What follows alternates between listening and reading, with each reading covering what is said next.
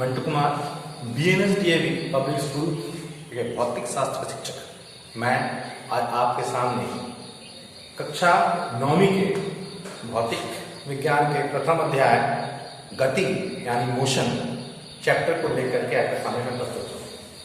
बच्चों, इस चैप्टर को आगे बढ़ाने से पहले मैं आपसे कुछ बातें शेयर करना चाहता हूँ। जैसा कि हम सभी जानते हैं कि मोशन यानी गति आज के पूरे वातावरण को देखा जाए, हर एक भाग को समझने का प्रयास किया जाए तो समझेंगे उसके पीछे कहीं ना कहीं एक कारण है, वो गति है। जैसे दिन रात का होना, मौसम का बदलना, एक स्थान से दूसरे स्थान में गमन करना, यानी कि हम सभी कुछ कुछ क्रियाओं को देखें, धारा का प्रवाह होना, जल का प्रवाह होना, वायु का प्रवाह होना, ये सभी क्या है? ये गति है। यदि गति ना होता पृथ्वी का तो दिन रात ना होता। यदि गति ना होता पृथ्वी का अपने ही अक्ष पे तो ये दिन रात का ना होना होता, और ना ही ये हमारा मौसम का बदलना होता। क्योंकि हम जानते हैं कि पृथ्वी जब सूर्य के चारों ओर परिक्रमा करता है तब जाकर के ये अन्य मौसम का बदलाव महसूस होता है। तो बच्चों, हम देखते हैं क्या कि हमारे जीवन में कहीं ना कहीं इस गति का बहुत ही अति महत्वपूर्ण स्थान है। तो चलिए हम इस पाठ को बढ़ाते हैं और सबसे पहले इसको हम डिफाइन करते हैं कि परिभाषित करते हैं कि मोशन क्या है। मोशन को शाब्दिक रूप से हिंदी में गति कहते हैं। गति का तात्पर्य क्या है? चलिए देखिए, मोशन क्या है। कहा गया है कि किसी मोशन को यानी गति को समझाने के लिए किसी न किसी का संदर्भ यानी रेफरेंस की आवश्यकता पड़ती है। आप लोग कक्षा 8 में पढ़े होंगे, वहां पे उसका एक परिभाषा डेफिनेशन था। कहा गया था an object is said to be in motion whenever it changes its position with respect to its immediate surrounding। वहां पे immediate surrounding को माना गया था, लेकिन हम लोग क्लास 9 में थोड़ा सा उसको और अच्छी तरह से व्याख्यान करेंगे और हम सराउंडिंग की जगह पे एक निश्चित बिंदु को ध्यान रखते हुए इस टॉपिक को डिफाइन करेंगे, और वो है रेफरेंस पॉइंट। चलिए डिफाइन करते हैं। क्वेश्चन क्या है, लिखेंगे an object is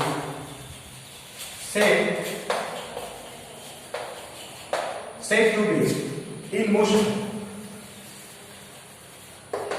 whenever it changes its position, whenever it changes its position with respect to an reference point along with the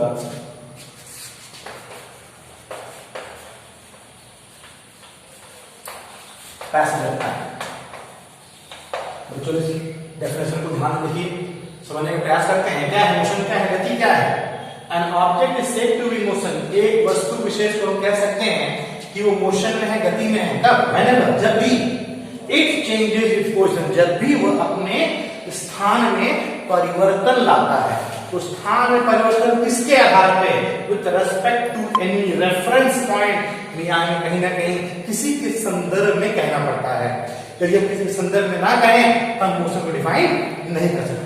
With respect to the reference point, साथ याद है बच्चों, along with the passage of time। ये passage of time बहुत ही महत्वपूर्ण इकाई है। मतलब हम कोई भी क्रिया करते हैं, कोई भी कार्य करते हैं तो हमें कहीं ना कहीं एक संदर्भ रखना पड़ता है, और वो है समय। यानी समय कहीं ना कहीं सभी चीजों, सभी गतिविधियों का एक रेफरेंस है। इसके रेस्पेक्ट में हम मोशन को डिस्क्राइब करते हैं। देखिए बच्चों, तो यानी कि मोशन के लिए क्या हुआ, इस डेफिनेशन को ध्यान दें तो हमें यहां पर 3 पॉइंट मिलेगा जिसको हम और अच्छी तरह समझने का प्रयास करना चाहिए। पहला क्या है? पहला है पोजीशन। सबसे महत्वपूर्ण पोजीशन, यानी कि ये पोजीशन है जिसके परिवर्तन होने के कारण से हम किसी वस्तु विशेष को गति में कह सकते हैं कि वो गति में है, एक मोशन में। दूसरा रेफरेंस पॉइंट। रेफरेंस पॉइंट वो संदर्भ है, वो बिंदु है जिसके रेस्पेक्ट में संदर्भ में कर सकते हैं कि हमारा कोई बॉडी मोशन में या गति में है या नहीं। और तीसरा पैसेज ऑफ टाइम। तो चलिए एक एक करके इन 3 बिंदुओं पे ध्यान दें तो हम कह सकते हैं कि बॉडी मोशन में है। बट इसको समझने के पहले एक छोटी सी और ऐड कर लेते हैं, क्योंकि जब आप ये डेफिनेशन आपको समझ में आता है तो मैं कहता हूं कि हम रेस्ट को डिफाइन करें, यानी कि स्थिति को इस्तेमाल करते हैं, तो वो भी आसानी से आपको डिफाइन कर सकते हैं। क्या परिवर्तन करना पड़ेगा?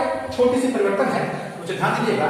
यदि हम मोशन को डिफाइन किए हैं तो यहाँ हम रेस्ट को भी डिफाइन कर सकते हैं, यानी कि कोई बॉडी जो है, कोई वस्तु विशेष जो है रुकी अवस्था में कब फैलाएगा, कह सकते हैं an object is said to be in rest, यानी मोशन की जगह पर हम रेस्ट को लिखेंगे। whenever it changes था, तो क्या लिखा? whenever it do not changes its position, बाकी सब इकाई से वही रहेगा, यानी कि कह सकते हैं यहाँ पर कि दैट मींस हम कह सकते हैं रेस्ट का डेफिनेशन को देखिए, बड़ा अच्छा समझ आ जाएगा आपको। क्या है कि an object is said to be in motion whenever it does not change its position with respect to any reference point along with the passage of time। देखो इसका मतलब क्या होगा? इसका मतलब ये होगा कि हम लोग यहाँ पर पोजीशन का चेंज के बारे में नहीं बताएंगे, तब कह सकते हैं कि वो रेस्ट में है। चलिए एक करके समझने का प्रयास करते हैं। पहला है पोजीशन। पोजीशन किसे कहते हैं? यदि इन दो इकाइयों को आप समझ जाए, सारे पार्ट को समझना हमारा आसान हो जाएगा बच्चों, क्योंकि इन्हीं के आधार पर हमारा ये चैप्टर आगे बढ़ता है। तो इसमें आप समझने का प्रयास करें कि हमारा पोजीशन क्या है। पोजीशन क्या है? सबसे पहले पोजीशन क्या है? What is position? आप पोजीशन समझ जाएंगे तो इसका रिस्पेक्ट में चेंजिंग पोजीशन समझना आसान हो जाएगा। तो पोजीशन का डेफिनेशन क्या है? मैं एक छोटा डेफिनेशन लिखने का प्रयास करता हूं। है it is defined as the location of an object, defined as the location of an object with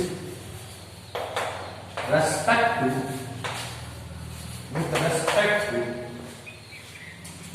given coordinate axis, यानी कि हम लोग कोई ना किसी कोऑर्डिनेट के आधार पर हम किसी बॉडी के पोजीशन को हम लोग समझ सकते हैं। अब इस डेफिनेशन को और विस्तृत समझने के लिए हम लोग दो अक्ष का इस्तेमाल करते हैं। पहला है कि हम सिंपल एक नंबर का इस्तेमाल करते हैं, या फिर हम एक तल में यानी प्लेन में एक्स वाई का इस्तेमाल करते हैं, यानी हम दो अक्ष के हेल्प से हम लोग समझने का प्रयास करते हैं। पोजीशन चलिए देखिए ध्यान दीजिए, पोजीशन और चेंज इन पोजीशन उस पर बात करें। चलिए जब हम नंबर लाइन बात करें तो आपको नंबर लाइन कक्षा 6वीं यानी 6th क्लास से आप लोग इसको समझते होंगे या समझने का प्रयास किए होंगे गणित में। यदि एक नंबर लाइन दी है, ध्यान दीजिए, एक नंबर लाइन लिया जाएगा तो हम सब जानते हैं नंबर लाइन का एक अंक जो पॉजिटिव होता है रेफरेंस के रेस्पेक्ट में और दूसरा नेगेटिव। मान लीजिए इसका अगर तो मान बराबर इकाइयों में दिया जाए तो मैं आपके यहाँ +1 +2 +3 +4 +5 ले रहा हूँ। उसी तरह से इसके दूसरी पार्ट में हम लोग माइनस अंकों का लिया जाता है। देखिए क्या होता है, मान लीजिए सपोज कि ये हमारा टर्म है, तो ये तो 0 है, ये हमारा क्या है, ये हमारा ऑरिजिन है, तो हम यहाँ पर ऑरिजिन के रूप में देते हैं मोशन को। यदि मान लिया जाए कि कोई बॉडी, मान लो मैं मान लूं कि यहाँ पर कोई बॉडी है, अब पूछा जाए कि ये बॉडी कहां पर है, तो आप बता सकते हो। यदि इसको कोई नाम दे दो, मान लीजिए इसको पीआई मतलब इनिशियल पॉइंट बोला जाए, तो इनिशियल पॉइंट कहां पर है? इनिशियल पॉइंट का स्टेबल यहाँ पर क्या है 2, और ये इस दिशा में गमन करता हुआ मान लीजिए यहाँ तक पहुंचा, मान लीजिए यहाँ तक पहुंचा, इसका मतलब क्या हुआ? यदि इसका फाइनल पॉइंट है एफ, तो कहां है फाइनल पॉइंट? फाइनल पॉइंट 5 पे है, यानी कि हम कह सकते हैं कि इनिशियल पोजीशन 2 है और फाइनल पोजीशन 5 है। अब चेंजिंग पोजीशन क्या हो, यानी कि जो परिवर्तन हुआ पोजीशन का इस एक्स एक्सिस में, तो उसको हम लोग डेल एक्स बोल सकते हैं। डेल एक्स को हम क्या बोलेंगे? फाइनल पोजीशन और इनिशियल पोजीशन का दोनों का हम लोग यहाँ पे इसको सब्सट्रैक्ट करेंगे, मतलब घटाएंगे इनिशियल और फाइनल पोजीशन। क्या, क्योंकि डेल एक्स को ले रहे हैं, डेल मतलब है चेंज और एक्स मतलब कि एक्स एक्सिस पे है इसी दिया गया। इसको हम चाहे तो एक और तरीके से समझ सकते हैं, तो क्या था? डेल एक्स को लिख सकते हैं एक्स एफ माइनस एक्स आई, मतलब final position minus initial position. P की जगह पर आप एक्स का भी इस्तेमाल कर सकते हो। तो क्या है यहाँ पर, ये है 5 और ये है 2, यानी कि हम कह सकते हैं 3 यूनिट का इन्होंने क्या क्या है, पोजीशन चेंज किया है इस जगह पर। ठीक उसी तरह यहाँ मिल सकता है हम लोग 5 - 2, यानी यहाँ पर भी मिल सकता है ये 3 यूनिट है। अब बोलो बच्चों की यूनिट क्यों ले रहे हैं, क्योंकि यहाँ पे केवल नंबर लाइन है, और जब कोई बॉडी अपने स्थान को परिवर्तन करता है तो वो जरूर किसी न किसी यूनिट में करेगा। वो सेंटीमीटर हो सकता है, मीटर हो सकता है, किलोमीटर हो सकता है, उनके जगह पर हमने यहाँ पर यूनिट शब्द का इस्तेमाल किया है। तो ये बात इसमें केवल एक एक्सिस के लिए ये स्थान परिवर्तन यानी कि चेंज इन पोजीशन को लेकर के हम लोग समझने का प्रयास किए। मान लिया जाए ये एक अक्ष ना हो करके 2 अक्ष होता, तब हम क्या करते हैं, देखिए 2 अक्ष लेते हैं, 2 अक्ष के लिए क्या होगा, इस एक्स एक्सिस पे यहां पर ध्यान दीजिए बच्चों, इस एक्स एक्सिस पे यदि एक लंबवत यदि हम एक और अक्ष को ड्रॉ कर दें, एक्सिस को ड्रॉ कर दें, तो ये जो हमारा आएगा ये क्या हो जाएगा, वाई एक्सिस। और ये वाई एक्सिस का हम ये क्या बात करेंगे, यहाँ पर जो होता है ऊपरी पटल पे जो होते हैं वो पॉजिटिव होता है और नीचे नेगेटिव होता है। तो इसका मतलब मान लिया जाए किस तरह से लेते हैं, तो ये हमारा हो जाएगा +1 +2 +3 +4, इधर से वो ये आपका 0 और 0 2 हो जाएगा, 2 अक्ष है, यहाँ -1 -2 -3 और इस तरह से बढ़ता चला जाएगा। इसका मतलब ये समतल रूपी प्लेन के रूप में देखा जाए तो हमारा x और y 2 एक्सिस यहां दिया गया है।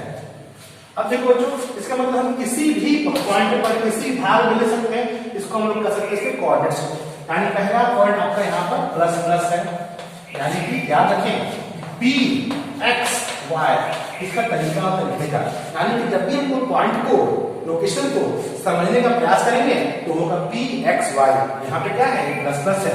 पहले याद रखना कि x को लेना है, मतलब इसमें माइनस होगा और दूसरा में क्या है प्लस। यहाँ देखो दोनों माइनस में है, ये माइनस लिखने का मतलब क्या है कि यहाँ पर x एक्सिस और y एक्सिस दोनों की जो इकाई है, जो नंबर है इसमें है माइनस में है। यहाँ पे देखा जाए तो इसमें क्या है, x जो है वो प्लस में है, y क्या है माइनस में। तो इस तरह से हम देखें, चलिए हम लोग यहाँ पर इस पहले पार्ट को लेते हैं, तो हम लोग क्या मिलेगा, सपोज मान लो कि पहले यहाँ पर कोई बॉडी जो है वो इस जगह पर है, इस पॉइंट पर है, तो ये पॉइंट क्या है, हम इसको इनिशियल पॉइंट माने P इनिशियल, तो क्या मिलेगा, किस तरह से देखिए ध्यान दीजिएगा, इससे क्या करना पड़ेगा हम लोग को, दोनों ही एक्सिस पे हम लोग को परपेंडिकुलर लाइन यानी कि लंबवत लाइन को ड्रॉ करना होगा।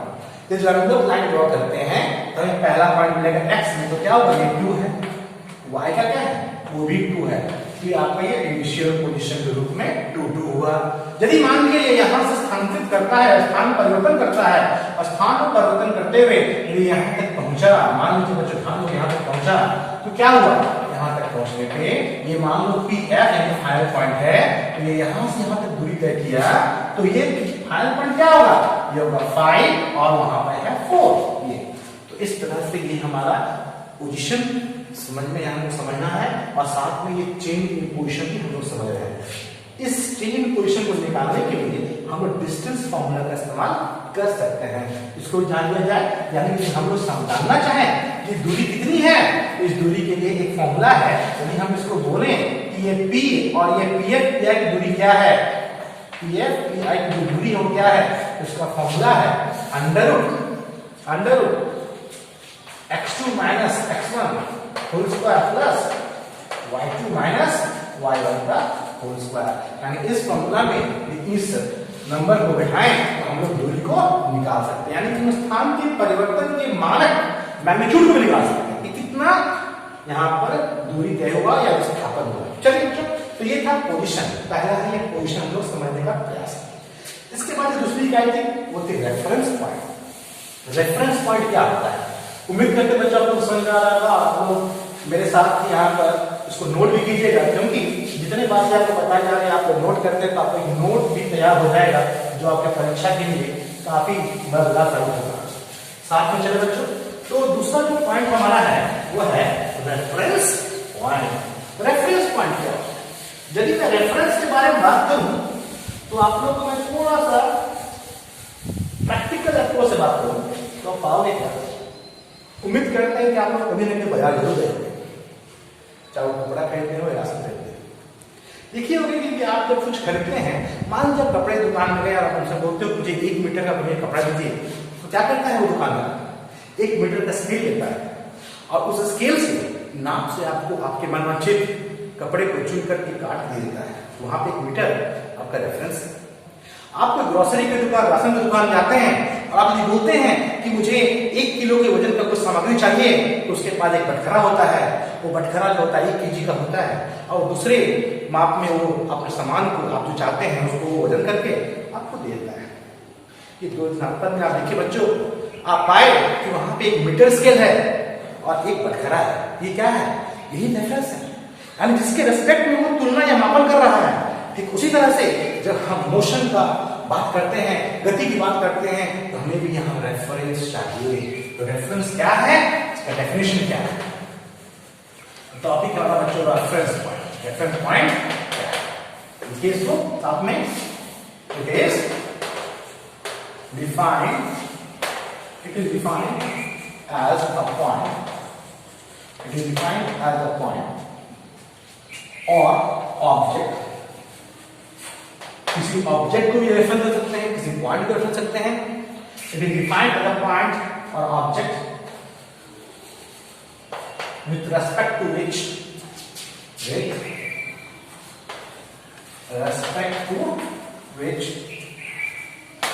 we can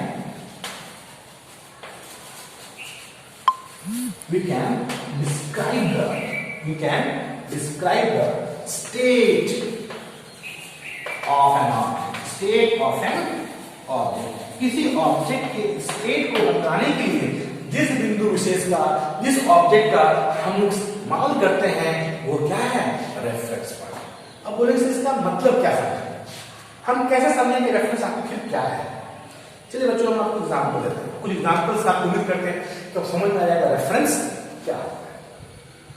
और ये रेफरेंस समझ जाइएगा तो 2 बात एक और आती है, वो क्या है कि rest and motion are relative terms. एक टॉपिक है, ये आपको समझ में आ जाएगा क्या मतलब है। तो मैं बताना चाहता हूं, जैसे कि मान लीजिए कि आप किसी बस में सफर कर रहे हैं, आप ट्रेवल कर रहे हैं। उस ट्रेवल करने के दौरान आपके बगल में आपका कोई मित्र बैठा हुआ है और आपसे कोई पूछा जाए, बस चल रही है, आपसे पूछा है कि आप रेस्ट में या मोशन में हैं, तो आप हो सकता है उस तत्काल उस अवस्था को देखते बोल सकते हो कि मैं रेस्ट में हूं। लेकिन यदि मैं आपको समझाऊं कि आप मोशन में भी हैं, तो आपको मन में शंका उत्पन्न होगा, कैसे? हम तो बैठे हुए हैं, हम तो रुके अवस्था में हैं, तो हम मोशन में कैसे हैं? यहाँ को समझाने के लिए मैं फिर समझाना चाहता हूँ बच्चों, जो मैं टॉपिक उठाया हूँ, जो लिया हूँ, वो है रेफरेंस पॉइंट। इसका मतलब क्या हुआ? इसका मतलब हुआ कि आप अपने बगल में बैठे हुए मित्र के संदर्भ में, रेस्पेक्ट में आप रेस्ट में हैं। क्यों? क्योंकि डेफिनेशन बोलता है कि an object is said to be in rest whenever it does not change position. यानी जब आपका पोजीशन आपके बगल के मित्र के साथ परिवर्तन नहीं हो रहा है समय के साथ, तो आप रेस्ट में हैं। चूंकि बस चल रही है, अब बस के बाहर जितने भी ऑब्जेक्ट हैं, चाहे वो दुकान हो, मकान हो या कुछ भी हो, आप आओगे क्या कि उन सभी के संदर्भ में, उन सब के रेस्पेक्ट में आप क्या हो? मोशन में हो। यानी कि यदि आपका रेफरेंस उस बस को छोड़ करके किसी अन्य वस्तु को लिया जाए तो आप किसमें आ गए? मोशन में आ गए, आप गति में आ गए। और यदि ना लिया जाए तो आप किसमें हो? आप रेस्ट में हो। इसका मतलब रेस्ट और मोशन दोनों ही अवस्था आपके रेफरेंस पॉइंट पे डिपेंड करता है, ना कि हम कहेंगे कि आप पे डिपेंड करता है। आपको एक वस्तु मात्र उसको परिक्रम किया जा रहा है कि वो आप रेस्ट में हो या मोशन में हो, लेकिन आप ही को दर्शाने के लिए क्या होता है, उसे रेफरेंस देना पड़ता है। एक के संदर्भ में आप रेस्ट में हो सकते हो, वहीं दूसरे के संदर्भ में आप मोशन में भी हो सकते हो। इसका एक बहुत आसान सा, मैंने पिछले पाठ के प्रारंभ में बात किया था कि पृथ्वी का घूर्णन और परिक्रम कर सकते हैं, रोटेशन रेवोल्यूशन, उसको एग्जाम्पल दिया जाए तो आप देखिए। हम सभी अर्थ में, मैं अपनी अवस्था लेता हूं, मैं अभी यहाँ पर रुका हुआ हूँ, मैं चल नहीं रहा हूँ, मैं आपसे बात पलट सपोज मैं बात कर रहा हूँ, तो क्या होगा? मैं अभी यहाँ तत्काल रूप से पृथ्वी के संदर्भ में रेस्ट में। लेकिन क्या हमारा ये पृथ्वी हमारा रुका हुआ है? उत्तर होगा नहीं, ऐसा नहीं। तो क्या है? वो रोटेट भी कर रहा है और रिवॉल्व भी कर रहा है। यदि हम रेवोल्यूशन का रेफरेंस लेते हैं तो पाएंगे कि हर एक क्षण पृथ्वी जो हमारा है सूर्य के चारों ओर परिक्रमा कर रहा है। इसका मतलब क्या होगा? वो अपना स्थान परिवर्तन कर रहा है और हम पृथ्वी पर रहते हुए हमारा भी स्थान परिवर्तन हो रहा है। किसके संदर्भ में? यदि हम सूर्य को रेफरेंस लेते हैं, हम तारे को रेफरेंस दे रहे हैं, हम किसी दूसरे ग्रह को रेफरेंस लेते हैं तो पाएंगे कि हम सभी अर्थ में पृथ्वी पर रहते हुए भी रुके व्यवस्था वो चल रहे हो, हम लोग हमेशा मोशन में। इसका मतलब यानी कि ये डिसाइड करने वाला कौन है, डिसाइड करने वाला कौन है, वो रेफरेंस पॉइंट होता है कि हम रेस्ट में है कि मोशन में है। तो आप समझ रहे हैं आप बच्चों, तो ये रेफरेंस पॉइंट ही हम लोग के रेस्ट एंड मोशन को डिसाइड करता है। अब एक बात में आ सकती है कि हम रेफरेंस पॉइंट किससे लें, क्या हमेशा रुका वस्तु हो सकता है? तो नहीं। यदि हम इसको समझने का प्रयास करें तो हम बात ध्यान दें बच्चों, रेफरेंस पॉइंट किसी को भी ले सकते हो, बशर्ते क्या है तो देखिए पहले की बात करें कि रेफरेंस पॉइंट किसे ले, तो हम इसको लिख सकते हैं कि whom we take as a reference point। आपके लिए यहाँ पे एक क्वेश्चन भी हो सकता है, आप हो सकते क्वेश्चन लिख लो। तो क्वेश्चन है हमारा कि whom we take reference point, ठीक है। तो आंसर क्या होगा, मैं सीधे आंसर पे आता हूँ, इसको पॉइंट में लिख सकता हूँ, लिख सकते हैं रेफरेंस पॉइंट में भी हो सकता है, किन्हें मिल सकते हैं। मान लिया जाए तो पहला एन ऑब्जेक्ट एट रेस्ट, यानी कि जो रुका हुआ अवस्था उसको रेफरेंस दे सकते हैं। दूसरा एन ऑब्जेक्ट इन मोशन, जो मोशन में है उसे भी आप ले सकते हो। तीसरा इनिशियल पॉइंट ऑफ मोशन, यानी जहां से अपने अपना गति को शुरुआत किया उसको भी ले सकते हैं। Initial point of motion, initial point of motion, यानी कि मैं यहां से स्टार्ट किया हूं, मैं इस बिंदु को भी रेफरेंस दे सकता हूं, मैंने यह चलना शुरू किया तो वो बिंदु हमारा रेफरेंस हो सकता है।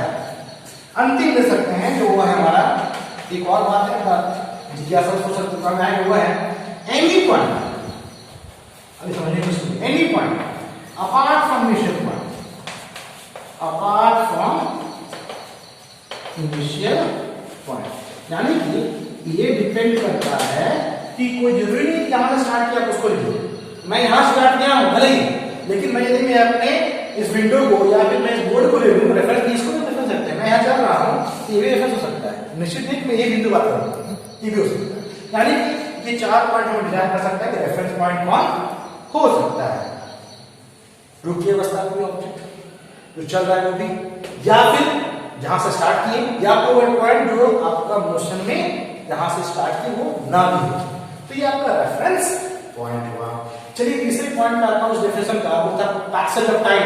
तो चलिए आप समझ जाओगे तो लगता है कि आप इस चैप्टर की महत्वपूर्ण कड़ी को समझ पाओगे।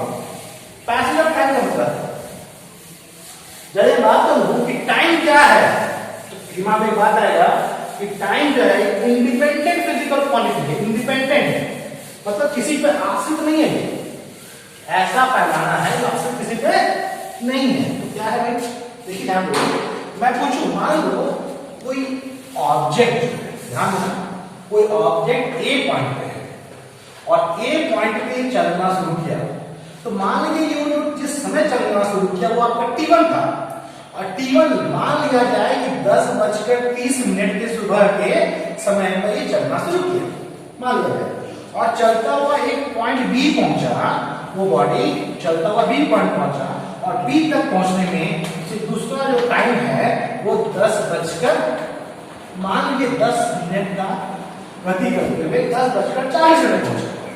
तो T1 एक समय है और T2 भी एक समय है जो कि हम लोग माप सकते हैं, जिसको हम कह सकते हैं इंस्टेंटेनियस टाइम। उस समय का, उस पल का जिसमें स्टार्ट हुआ वो है। तो इसका मतलब डेल्टी, यानी कि दोनों के बीच का अंतराल जो अंतर है वो क्या होगा, वो होगा T2 - T1, यानी कि 10:40 में से 10:30 को यदि हम लोग घटा दें तो ये 10 मिनट का जो अंतराल है, ये 10 मिनट का अंतराल यही है पैसेज ऑफ टाइम। याद रहे, इसको हम कहते हैं पैसेज ऑफ टाइम। तो इस पैसेज ऑफ टाइम में कहते हैं कि ये जो ऑब्जेक्ट है वो कितना गति क्या है, तो 10 मिनट के लिए अपना आपको गति में रखा था, मोशन में था वो, और इस मोशन से अपने विस्थापन किया एक पॉइंट से दूसरे। तो इस तरह बच्चों को मोशन को समझ पाए कि मोशन क्या है, what is motion, what is rest, reference point क्या है, पोजीशन क्या है, और पैसेज ऑफ टाइम क्या है। यदि आप इन बातों को समझ गए तो हम लोग आगे बढ़ सकते हैं और हम लोग समझने का प्रयास करेंगे आगे के पाठ्यक्रम में जो आने वाले वीडियो हैं उस पर। तो इस तरह से मोशन क्या है। तो जो यदि मैं पूछूं आपसे कि मोशन के टाइप्स क्या होते हैं, उसके प्रकार क्या होते हैं, इसको समझने के लिए हम ध्यान देंगे तो पाएंगे क्या, मोशन को दो भाग में समझने का प्रयास किया जा सकता है। दो भाग में कहने का मतलब मैं बात करूं टाइप्स ऑफ मोशन, तो टाइप्स ऑफ मोशन को दो भाग में समझने का प्रयास किया जाता है।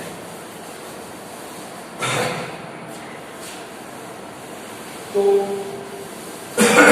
देखिए, चलिए हम मोशन के टाइप्स क्या, मोशन का टाइप्स,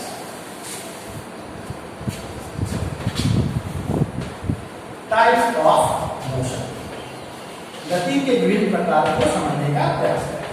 ये टाइप्स ऑफ मोशन की बात करें तो उसको हम दो संदर्भ में समझने का प्रयास करते हैं। क्या पहला, पहला है वह पाथ डिपेंडेंट, पाथ डिपेंडेंट यानी कि जिस रास्ता को उसने चुना है, किस राह को चुना है, उस राह को ध्यान रखें तो पाएंगे कि पाथ डिपेंडेंट में जो पहला है वो होता है हमारा स्ट्रेट लाइन यानी लीनियर मोशन।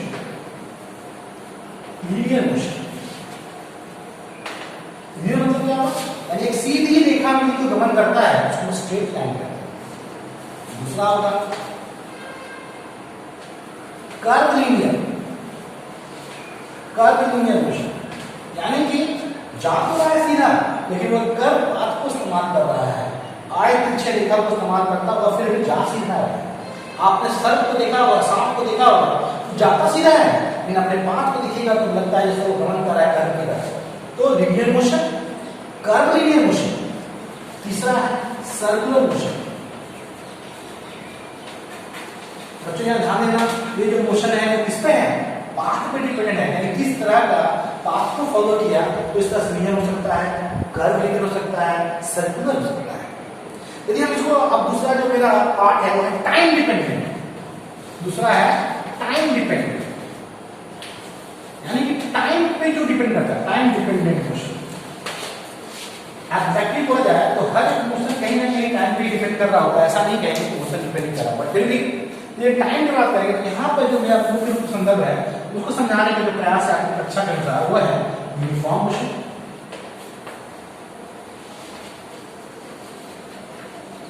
यूनिफॉर्म मोशन और दूसरा हो सकता है वो non uniform motion. Uniform motion है नॉन यूनिफॉर्म मोशन यानी कि निश्चित समय में सबको एक एक करके हम उसको समझने का प्रयास करेंगे।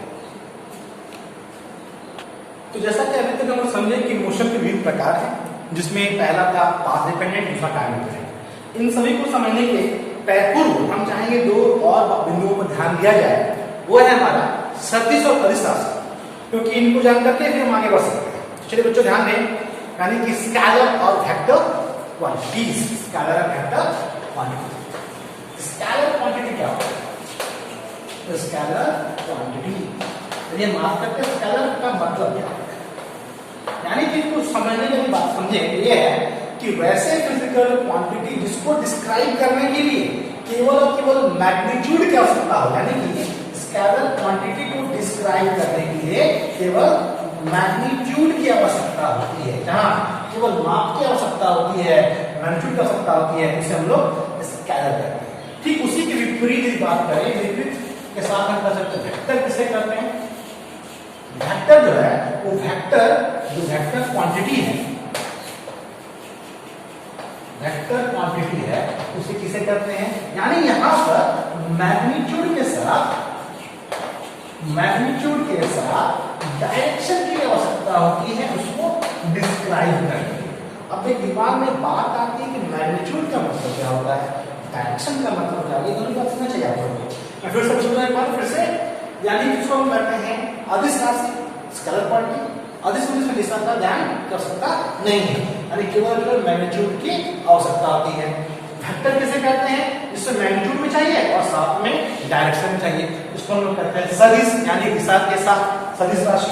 ठीक है, अब इसके एग्जांपल्स में आते हैं और इनको समझने का प्रयास करते हैं। पहले सदिश राशि अदिश या स्केलर क्वांटिटी जो है उसका एग्जांपल हो सकता है आपका जैसे कि distance,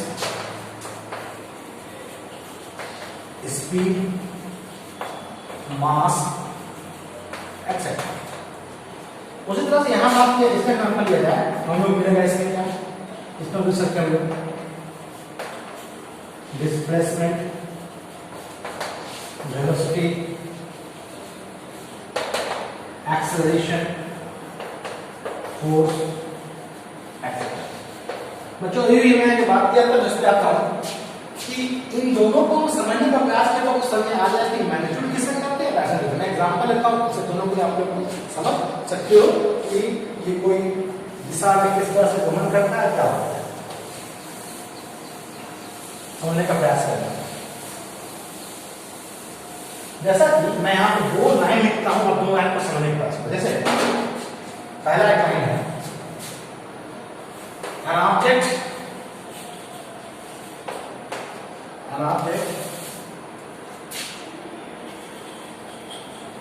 covers a distance of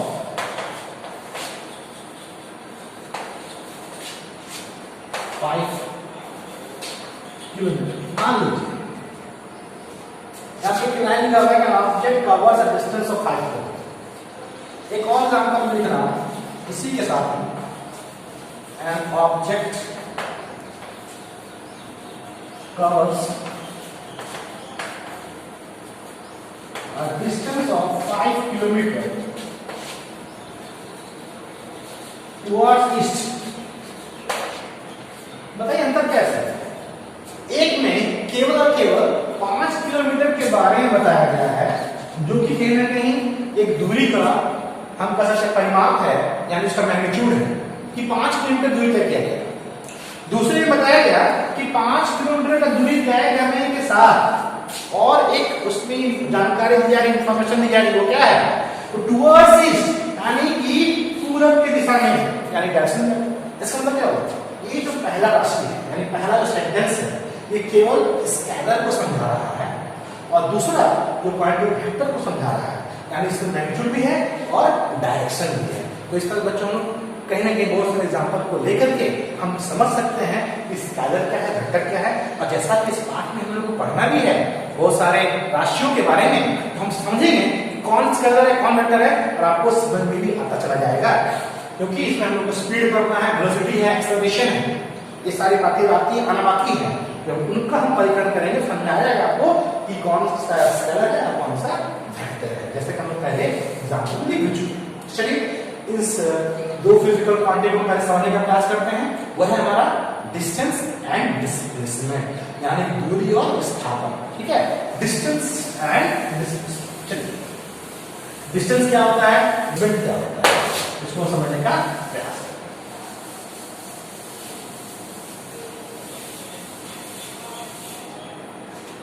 distance,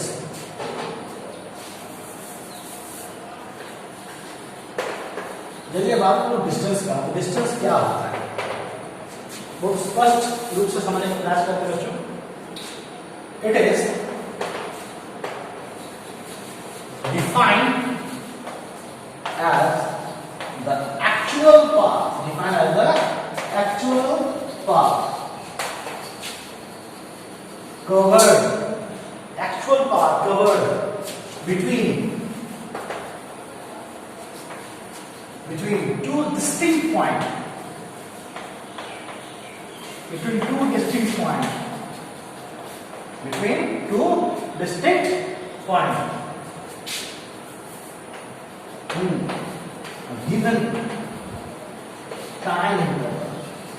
in a given time interval,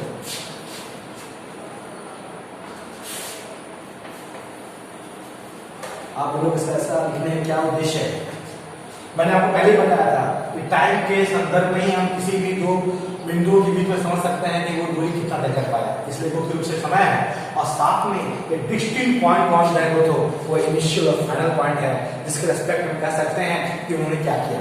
तो डिस्टेंस क्या है, actual path covered between two distinct point. अब यदि मैं इसके बारे में समझने का और प्रयास करूं, कुछ बिंदु ध्यान दूं, तो आप लोग इसको नोट कर सकते हो कि डिस्टेंस क्या है। बच्चों ध्यान दोगे, डिस्टेंस जो है, पहला जो बिंदु इस डिस्टेंस के बारे में समझना चाहिए वो क्या है, इसके बारे में समझिए। तो पहला मैं बोलूंगा ये क्या है, एक स्केलर क्वांटिटी है। क्या है, एक स्केलर क्वांटिटी। डिस्टेंस क्या है? Scalar quantity. डिस्टेंस का जो हम लोग सिंबॉलिक रिप्रेजेंटेशन करते हैं, किससे करते हैं? पूछ सकते हो। It is represented by x, y और z। अब देखिए इसमें x, y, z क्यों ये एबीसीडी क्यों ले रहे हैं? या तो बच्चों हम लोग जो अक्ष यानी प्लेन जो हम एक्सिस लेते थे वो x एक्सिस, y एक्सिस और z एक्सिस हो सकता है, उसी के संदर्भ में उसी के आधार पर हम लोग उसको रिप्रेजेंट x, y और z में कर सकते हैं। इसके बाद इट्स SI यूनिट, इसका जो मानक मात्रा है वो क्या है? SI unit is metre.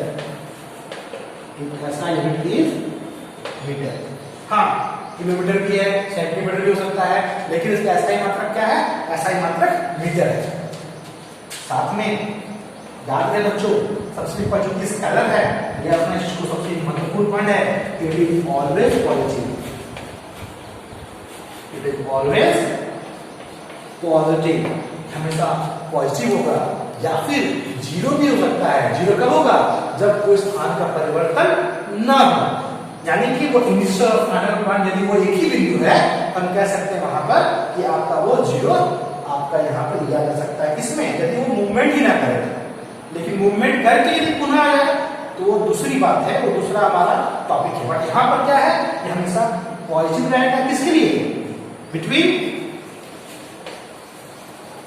To different point. इसको अंक का जरा सा है, टू डिफरेंट पॉइंट। मान लीजिए दो डिफरेंट पॉइंट के बारे में बात की जाए तो हमेशा ये पॉजिटिव ही रहेगा। तो इस तरह से हम लोग डिस्टेंस को समझने का प्रयास करते हैं। चलिए दूसरे पॉइंट पे आते हैं। दूसरा जो विस्थापन है वो हमारा क्या होगा? वो होगा डिस्प्लेसमेंट। ये क्या होगा? डिस्प्लेसमेंट। वो हमारा दूसरा पॉइंट है, वो है डिस्प्लेसमेंट। डिस्प्लेसमेंट क्या है तो समझने का प्रयास करेंगे। लिखेंगे क्या? It is defined as actual path को छोड़ करके हम लोग यहाँ चेंज करेंगे, वो क्या होगा? Shortest distance. It is defined as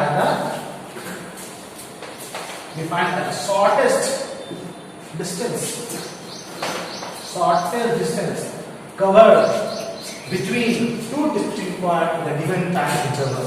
यानी कि यदि हम डिस्प्लेसमेंट के बारे में बात करें तो वो कम से कम वो सबसे शॉर्टेस्ट पाथ है। याद रखना बच्चों, किसी भी दो पॉइंट के बीच का जो शॉर्टेस्ट पाथ होता है वो लीनियर होता है, यानी कि स्ट्रेट होता है। इसका मतलब क्या हुआ कि जब चाहे व्यक्ति विशेष जैसा भी पाथ को फॉलो करे, वो कर्व पाथ करे फॉलो या सर्कुलर पाथ को फॉलो करे, लेकिन यदि वो हम डिस्प्लेसमेंट के बारे में बात करें, विस्थापन के बारे में बात करें, तो उसकी गणना जो होगी वो केवल स्ट्रेट लाइन में की जाएगी। अब इस डिस्प्लेसमेंट के विशेषताओं को समझने का प्रयास करें, हम लिख सकते हैं ये क्या है? ये एक वेक्टर क्वांटिटी है। डिस्प्लेसमेंट क्या है? एक वेक्टर क्वांटिटी है। इसका मतलब इसमें मैग्नीट्यूड भी है और डायरेक्शन भी है। दूसरा क्या है? It is represented by x, y, z। ये भी हो सकता है सेम टू सेम, लेकिन हम इस वेक्टर क्वांटिटी को समझाने के लिए इसमें हम एक एरो का चिन्ह लगा रहे हैं, दर्शाने के लिए वेक्टर क्वांटिटी है। इसका भी ऐसा यूनिट मीटर ही होता है। और साथ याद रखें कि ये यहाँ पर ऑलवेज जो है पॉजिटिव लिखा आपका डिस्टेंस के लिए वो ना होकर के क्या होगा?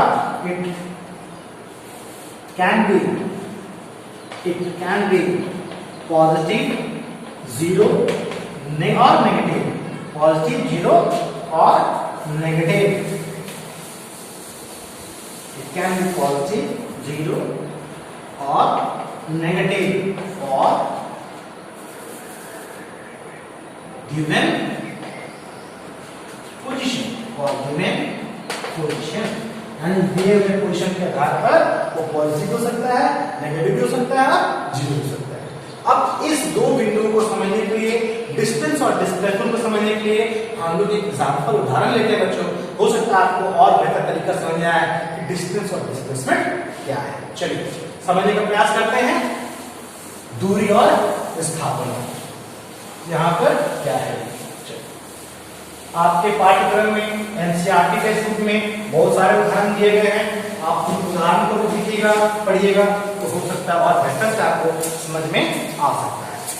तो यहाँ न्यूमेरिकल की बात करता है आपसे बच्चों, न्यूमेरिकल कॉन्सेप्ट को लेते हैं और न्यूमेरिकल हमें क्या करता है? न्यूमेरिकल हमें और सटीक हमारी जानकारी को पूर्ण करता है। न्यूमेरिकल गणना बहुत ही आवश्यक है, जरूरी है। जो आप उसको ध्यान देते हैं तो आपको ज्यादा से ज्यादा कंसेप्ट और क्लियर होगा। जैसे चलिए मैं एक एग्जांपल देता हूं, ध्यान में बच्चों कि मान लो एक स्ट्रेट लाइन यहां पे लिया और उस पर एक लंबवत लाइन ड्रॉ कर दी। ध्यान दीजिए, एक स्ट्रेट लाइन लिया, एक लंबवत लाइन ड्रॉ किया है, परपेंडिकुलर लाइन है। और मान लीजिए मैं इसमें छोटा सा एक चीटी बनाना, ध्यान दीजिएगा, एक चीटी बनाया और एक चीटी जो है वो इस बिंदु से ए पॉइंट से गुजरता हुआ, बी पॉइंट से होता हुआ सी पॉइंट तक पहुंचा। यदि मैं ऐसा कहूं कि यहां से ए से बी का दूरी यदि आपका मान लीजिए 5 मीटर है और बी से सी का दूरी भी मान लीजिए कि ये 5 मीटर है, और आपसे पूछा जाएगा कि दूरी और विस्थापन का परिकलन करो, मैग्नीट्यूड निकालो, तो कैसे निकालेंगे? पहला डिस्टेंस क्या होगा? जैसा कि हम जानते हैं कि डिस्टेंस क्या होता है, वो एक्चुअल पाथ होता है। वो क्या होता है? एक्चुअल पाथ होता है। डिस्टेंस क्या होगा? ये होगा A B plus B C. A B कितना होगा? 5 मीटर। बी सी कितना है? 5 मीटर। कितना मिला मुझे? ये 10 मीटर हो गया। ये 10 मीटर हो गया। यहाँ पर ध्यान दिए 10 मीटर का दूरी तय करना है। ठीक उसी तरह से यदि हम यहाँ पर डिस्प्लेसमेंट के बारे में ध्यान दें, हम लोग डिस्प्लेसमेंट निकालें। अब बच्चों आपको दिमाग में बात आएगी, आपका स्पष्ट हो जाएगा। वो क्या कि दूरी जो तय की गई वो रेखा थी, वो आपका यहाँ पर ए बी और बी सी, ये वास्तविक दूरी हुई। अब डिस्प्लेसमेंट के लिए हम इन दो बिंदुओं को मिला देंगे, कौन? इनिशियल और फाइनल पॉइंट को। अब दिमाग में बात है, क्या इस पाथ को, इस रास्ते में कोई भ्रमण किया? नहीं। क्या चीटी इस हवा में जा रही थी? नहीं। इसका मतलब क्या हुआ? डिस्प्लेसमेंट, विस्थापन जो होता है वो पहला यानी इनिशियल और फाइनल पॉइंट पे डिपेंड करता है। यानी कि हम एक और बात समझ सकते हैं कि वो क्या है? Position dependent. डिस्प्लेसमेंट जो है वो पोजीशन डिपेंडेंट है और डिस्टेंस जो है वो पाथ डिपेंडेंट है, या रास्ते डिपेंड करता है। जब एसी का मापन करना है, परिकलन करना है कि एसी कितना है, तो आपको गणितीय विधि का इस्तेमाल कीजिए और वहां पर पाठक वृत्त लगाएंगे और पाठक वृत्त लगा करके हम लोग ये एसी को निकाल सकते हैं। तो एसी क्या होगा? पाठक वृत्त के अनुसार से हम जानते हैं एसी जो होता है वो अंडर रूट, याद बच्चों ये बेस है, ये परपेंडिकुलर है और ये हाइपोटेनस है। तो बेस का स्क्वायर प्लस हाइट यानी कि परपेंडिकुलर स्क्वायर, तो हम यहाँ लिख सकते हैं ये हो जाएगा ए बी का स्क्वायर प्लस ये हो जाएगा बी सी का स्क्वायर, और इस तरह से हम उसको निकाल सकते हैं, यानी कि 5 का स्क्वायर प्लस 5 का स्क्वायर। तो क्या होगा बच्चों? यहाँ पर ध्यान दोगे मिलेगा हम लोग को 125 प्लस 25 यानी कितना हो गया? Under root 50। इसको और तोड़ो तो हम लोग को और बेहतर तरीके से मिल सकता है। वो क्या मिल जाएगा हम लोग को? यहाँ ध्यान दीजिए, मैं यहाँ करता हूँ, यानी हमारा जो एसी है तो क्या हो जाएगा? एसी जो मैं आज को विस्तृत समझने की प्रयास करता हूँ, 96 का 50 था, तो 50 को क्या लिख सकते हो? 5 गुना 5 गुना 2, 5 5 2, तो क्या क्या लोग 5√2। अब किस यूनिट में है? मीटर में है, तो मीटर, यानी कि आपका जो एसी हो गया वो 5√2 मीटर हो गया। चाहो √2 को वैल्यू पुट कर लो 1.44। तो इस तरह से हम लोग कह सकते हैं कि हमारा ये विस्थापन यानी डिस्प्लेसमेंट और ये डिस्टेंस हो गया। तो ये एग्जांपल आपको उम्मीद करता हूं बच्चों आपको समझ में आ रहा हो। इसी तरह से बहुत सारे एग्जांपल्स हैं, आप उसका मापन करें, एनसीईआरटी टेक्स्ट बुक के क्वेश्चन को देखें, आसान न्यूमेरिकल्स भी हैं जो आपको आसानी से बन जाएगा। चलिए बच्चों, ये आपका डिस्टेंस डिस्प्लेसमेंट समझ में आ रहा है तो हम आगे बढ़ते हैं। और इसके बाद जो हमारा टॉपिक है वो था कि हमारा गति यानी मोशन जो है वो कितने प्रकार, क्योंकि मैं आपको पहले बताया कि डिस्टेंस और डिस्प्लेसमेंट की जानकारी के बाद ही हम आगे बढ़ सकते हैं। तो हम लोग आते हैं, पहला जो मोशन है वो है यूनिफॉर्म मोशन। तो हम यूनिफॉर्म मोशन को समझेंगे, नॉन यूनिफॉर्म को भी समझने का प्रयास करेंगे। उसके बाद स्पीड, वेलोसिटी, स्पीड के प्रकार, वेलोसिटी के प्रकार, एक्सेलरेशन, इन सब बिंदुओं पर हम लोग थोड़ी थोड़ी समझने का प्रयास करेंगे और ध्यान देंगे। चलिए बच्चों आगे बढ़ते हैं, तो पार्ट को आगे बढ़ते हुए अब जो जिस बिंदु पे ध्यान देना है वो है मोशन के टाइप्स पे, यानी गति के विभिन्न प्रकार। और जैसा कि मैंने पहले भी समझा चुका है, हम उसी को एक समझने का प्रयास करेंगे कि यूनिफॉर्म, पहला है यूनिफॉर्म मोशन। यूनिफॉर्म जो वर्ड है ये पहला बार हमें ध्यान में आता है कि हम लोग जब स्कूल जाते हैं तो हम लोग एक यूनिफॉर्म मिलता है, हम लोग कहते हैं कि हमारी यूनिफॉर्म ड्रेस है। उसका नाम यूनिफॉर्म क्यों पड़ा? क्योंकि उस स्कूल विद्यालय में पढ़े जाने वाले सारे बच्चों का जो ड्रेस होता था वो एक जैसा, इसलिए उसका नाम यूनिफॉर्म का है। एक जैसा, समान रूप से एक जैसा होना। इसका मतलब जहां पर गति एक जैसा है, एक जैसा होने का मतलब क्या है? इसका मतलब वहां पर जो स्पीड होगा, जो वेग होगा, वो एक होगा। हम इसको समझने का प्रयास करते हैं कि यूनिफॉर्म मोशन क्या है। ये whenever an object travels equal distance, whenever an object travels equal distance in equal interval of time. Whenever an object travels equal distance in equal interval of time, then motion of the body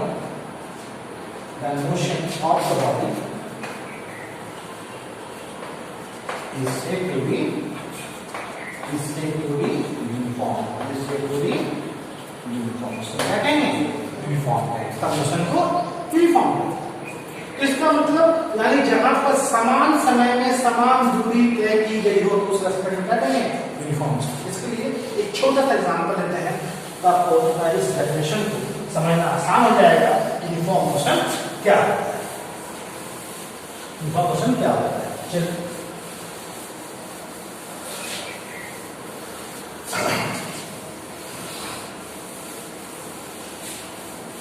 देखिए, मान लिया जाए कि object जो है यहाँ पर मैं एक कार के रेस्पेक्ट में, संदर्भ में या समझने का प्रयास कर रहा हूँ। आपको समझेंगे कि एक कार मान लिया जाए और ये कार जो है किसी एक पॉइंट से मान लीजिए स्टार्ट किया, तो वो पॉइंट पे किसी टाइम पे कुछ चलना शुरू किया है और हम लोग इसको जीरो के रेफरेंस ले रहे हैं।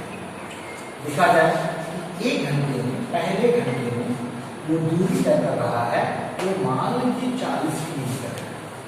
साथ में दूसरे घंटे में फिर वो 40 किलोमीटर तय कर रहा है, यानी कि नंबर लाइन के रूप में समझे तो यहाँ पे हो सकता है 40 किलोमीटर हो और यहाँ पर देखा जाए तो 80 किलोमीटर है।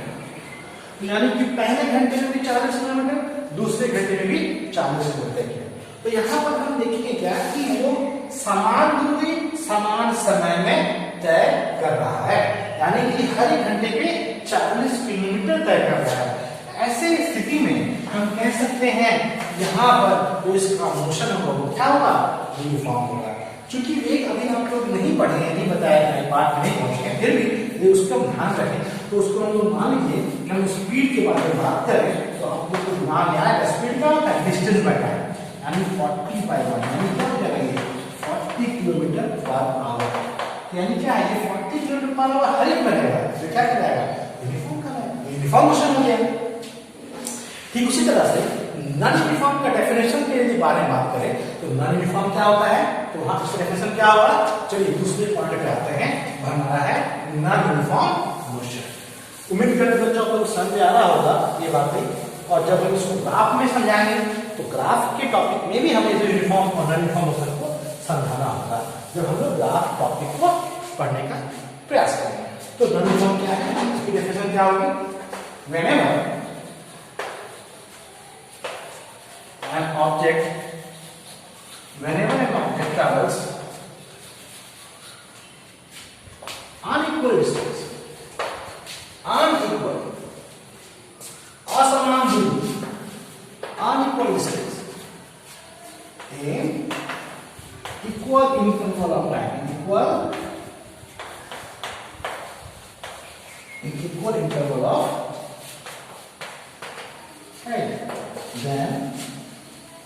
then the body is required, then the body और ऑब्जेक्ट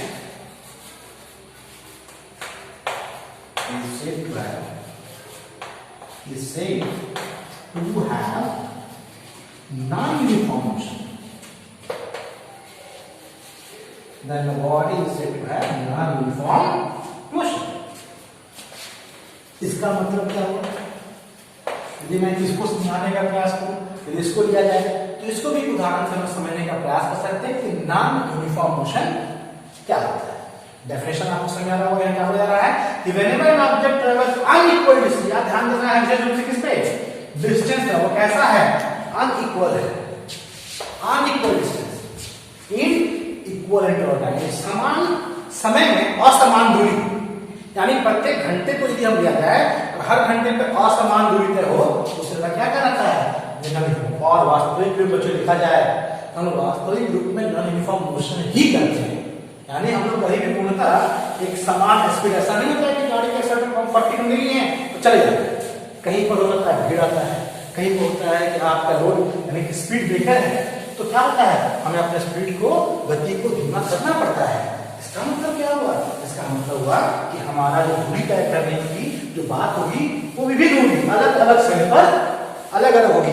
जब अलग अलग समय पर तो अलग होगी, इसका मतलब क्या हुआ, कहीं ना कहीं वो नॉन यूनिफॉर्म को शो करता है। इस तरह बच्चों हमारा मोशन जो होगा वो नॉन यूनिफॉर्म हो जाएगा। चलिए नॉन यूनिफॉर्म में आता हूं, इसके लिए मैं सेम एग्जांपल लेता हूं। चलिए मान लीजिए एग्जांपल लिया जाए, यहाँ पर मैं ऑब्जेक्ट को ले रहा हूं, मान लो जो बॉडी है, ये पहला ऑब्जेक्ट 0 लिया गया और पहला इंटरवल 1 आवर का है, दूसरा इंटरवल 2 आवर है, चलिए 3 आवर है यहाँ पर, और ये जो चलना शुरू किया, मान लो यहाँ तक 1 घंटे में इसमें 20 किलोमीटर चला, ठीक है। इसके बाद ये सीधा यहाँ पर 50 किलोमीटर पहुंचा, मान लीजिए यहाँ पे 90 किलोमीटर पहुंच गया तीसरे घंटे में, तो पहले घंटे में कितनी दूरी लगेगी, 20 किलोमीटर। दूसरे घंटे में कितनी दूरी दी गई यहाँ पर, तो 50 में से 20 घटा तो मिलेगा यहाँ 30 किलोमीटर। यहाँ देखा जाए कितना किलोमीटर है, यहाँ मालूम चलेगा 40 किलोमीटर। इसका मतलब क्या हुआ, यहाँ पर प्रत्येक घंटा में अलग अलग दूरी तय की जा रही है, यानी कि पहले में 20, दूसरे में 30 है, तीसरा घंटा में 40 है, यानी कि जो गति है, स्पीड है वो क्या है, विभिन्न है, अलग है। तो ऐसे स्थिति में यहाँ का जो वेग होगा क्या होगा, 20 किलोमीटर पर आवर, यहाँ पर है 30 किलोमीटर पर आवर, यहाँ पर है 40 किलोमीटर पर आवर। अरे बच्चों देखोगे तो पाओगे क्या कि इसका स्पीड है, वेग भिन्न है, अलग है। इस तरह से ये नॉन यूनिफॉर्म मोशन को शो कर रहा है, ठीक है। ये क्या है, ये नॉन यूनिफॉर्म मोशन है। तो बच्चों उम्मीद करते हैं कि आप लोग को ये सारी बातें सब समझ में आया होगा। मैं अब यहाँ तक के बाद आपको कुछ प्रश्न लेना चाहता हूँ।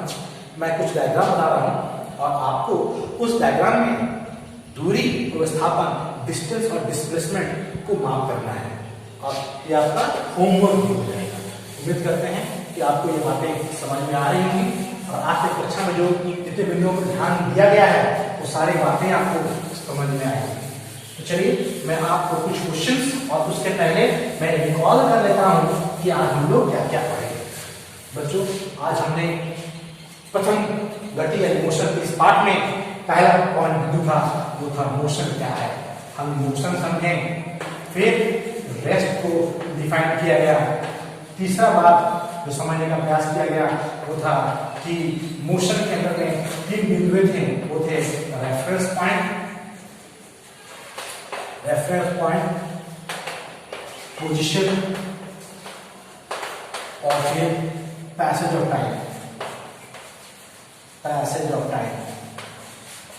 इन 3 बिंदुओं पर हम लोग ध्यान दिए। फिर हम लोग बात किए मोशन के टाइप्स पे, टाइप्स ऑफ मोशन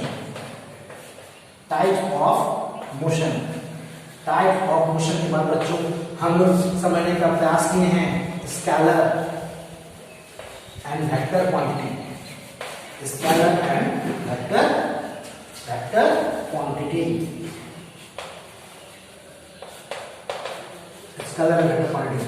इस स्केलर वेक्टर के बाद हम लोग फिर समझने का प्रयास किए थे वो था हमारा डिस्टेंस और उनके बिंदुओं के बारे में, फिर डिस्प्लेसमेंट, इनके बारे में कुछ बिंदु हम ध्यान दिए। फिर हम लोग आए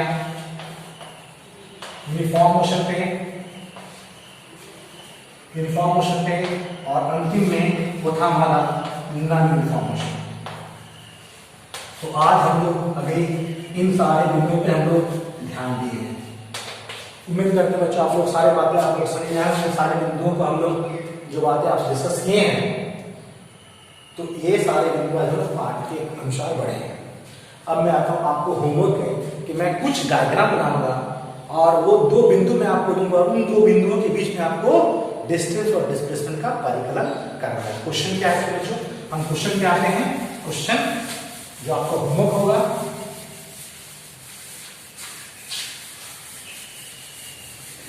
और ये मोशन चैप्टर भौतिक पाठ का फिजिक्स का पहला अध्याय चैप्टर आपको समझ में आ रहा हो, जैसा मैं कहता हूं। चलिए क्वेश्चन है हमारा, find distance and displacement between A and B for the given figures, नीचे कुछ फिगर हम लोग बनाएंगे और उन फिगर्स को आपको क्या करना है, डिस्टेंस और डिस्प्लेसमेंट फाइंड करना है। चलिए बच्चों आपको समझ में आए, प्रयास कीजिएगा। चलिए पहला फिगर देखिए, पहला फिगर है कि एक सीढ़ी ली है, सीढ़ी दिया गया है। इस स्टेयर में इस तरह से मान लिया जाए एक स्टेयर बना हुआ है, उसकी हर एक पार्ट जो ये सीढ़ी की है वो आपका 1 मीटर तक है, और ये ए पॉइंट है और ये आपका बी पॉइंट है। आपको निकालना है ए और बी के बीच में, ये सारा का सारा 1 मीटर का है, सभी 1 मीटर के दूरी है। आपको निकालना डिस्टेंस। यदि कोई इसे बी की ओर ढुमा करता है।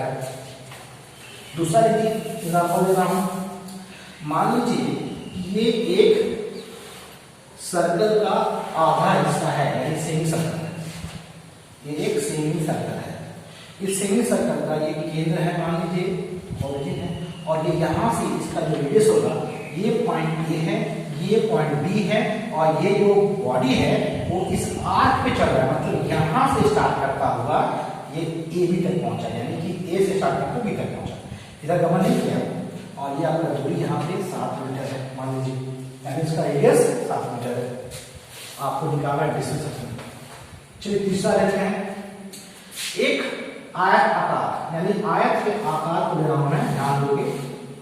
एक रेक्टेंगल है, इस रेक्टेंगल का ये एक ए पॉइंट है, ये एक छोटे बिंदु, और ये एक बिंदु बी पॉइंट है। हाँ, ए और बी दो बिंदु हैं जहां पर ये इस दिशा से जाता हुआ इस दिशा में गया, और ये इस दिशा के बारे में बात नहीं कर रहा हूं मैं, बात जो एरो दे रहा हूं वो उसका पॉइंट वाली ए से इधर जाता हुआ बी तक पहुंचा, केवल ए से जाता हुआ बी तक पहुंचा। दूरी कौन किया हुआ है, मान लीजिए ये आपका 7 मीटर है और ये आपका ये 10 मीटर है। आपको निकालना है डिस्टेंस और डिस्प्लेसमेंट। तो इस तरह से बच्चों ये आपके छोटा सा एग्जाम्पल के रूप में डिस्प्लेसमेंट क्वेश्चन है। उम्मीद करते हैं आप लोग से ये क्वेश्चन आसानी से बन जाएगा। इसके साथ ही मैं आज के पाठ को यहाँ बंद करता हूँ, फिर पुनः मिलते हैं।